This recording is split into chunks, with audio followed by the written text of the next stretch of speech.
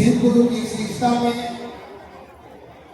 मूल रूप से आध्यात्म को महत्व दिया गया है, जिसमें कहा गया है कि वह स्वयं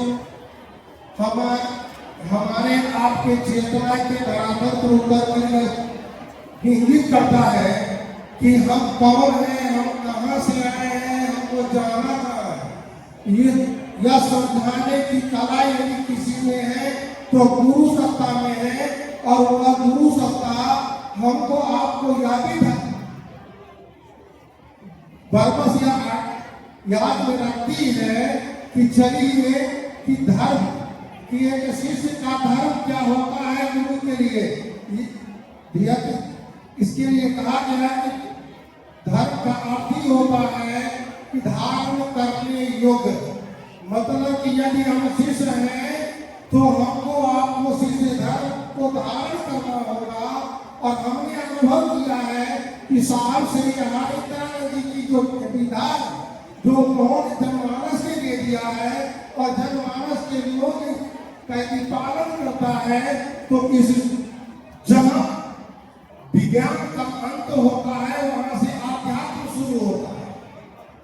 जहाँ विज्ञान अपनी पूरी ऊर्जा को लगा देती है और लगाने के बाद भी उसको कुछ दिखाई नहीं पड़ता है, वहां से आध्यात्म का श्री गणेश होता है। तो साहब श्री हरिद्वार जी ने कहा कि अब विज्ञान से भी बड़ी सत्ता है कि जहाँ विज्ञान को जिसने जन्म दिया है उसका नाम शिव है, इसलिए उस शिव को अपना गुरु बनाया जाए, सचमुच में बनाया जाए, बोली में नहीं बनाया जाए।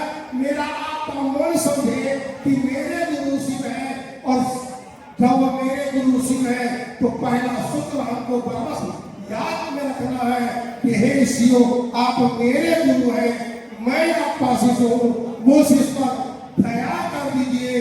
दूसरे सूत्र में के रूप में साहब श्री हरिद्वार जी का कि जो दूसरा सूत्र बताता है कि हमारे आपके अंदर में जो शिष्य भाव का जागरण होने लगे, शिष्यानुभूति की पंक्ति दिखाती है कि शिष्य भाव जागरण की अनुपम विधा है शिव गुरु नाम की चर्चा करना, यानी लोगों के बीच जाकर अपने गुरु शिव की बात करना है।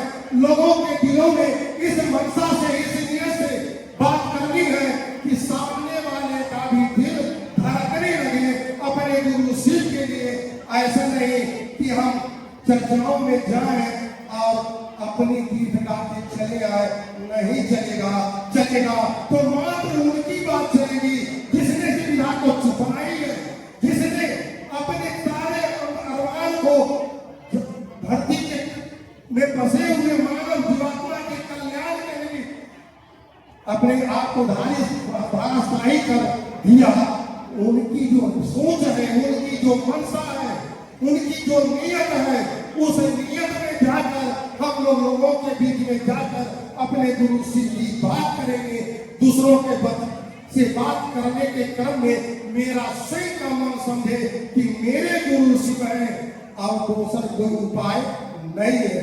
तीसरे सूत्र के रूप में साहब श्री हरिद्वार जी ने कहा कि जगत के मानव है, विपत्तियां नाना प्रकार से घेरती है, क्योंकि उसका कारण है कि उसे पूर्व जन्म का जो कर्म फल है वह उसको आगे बढ़ने नहीं देता है। चलिए उस कर्म फल को काटने का काम तो तीसरे सूत्र में है। यदि हम सचमुच में अपने गुरु को प्रणाम करने की मनसा में आए, यदि उस मनसा में नहीं आते हैं तो वैशाली एक्सप्रेस की तरह या खाली हम नमस्कार करेंगे, उससे बात नहीं चलेगा। साहब ने कहा कि एक परिणाम अनेकों परिणाम का द्योतक है, परिणाम को देता है। इसलिए हमारा आपका मन अपने गुरु शिव को प्रणाम करने की स्थिति में जाए। गुरु चरणाम्बुज निर्भर भक्ता गुरु के चरण के आश्रय में जाए और गुरु के चरण को सचमुच में प्रणाम करे, मेरा मन प्रणाम करने की स्थिति में जाए तो सुंदर परिणाम तो आ ही सकता है। और हम कौन है, कहां से आए हैं, मुझे जाना कहाँ है, या तो गुरु के आश्रय में जाने के बाद पता चलेगा। क्योंकि आध्यात्म के आलोक तब गुरु होते हैं और गुरु के कुर्सी पर स्वयं विराजमान है। इसलिए हम अब साहब की बातों पर चले, उनके बताए हुए राजमार्ग पर अपनी यात्रा को आर्मी से चलते चले, तब तो परिणाम सुंदर आ सकता है। आप सबों किसी जगह में मेरा प्रणाम है, मेरा प्रणाम स्वीकार।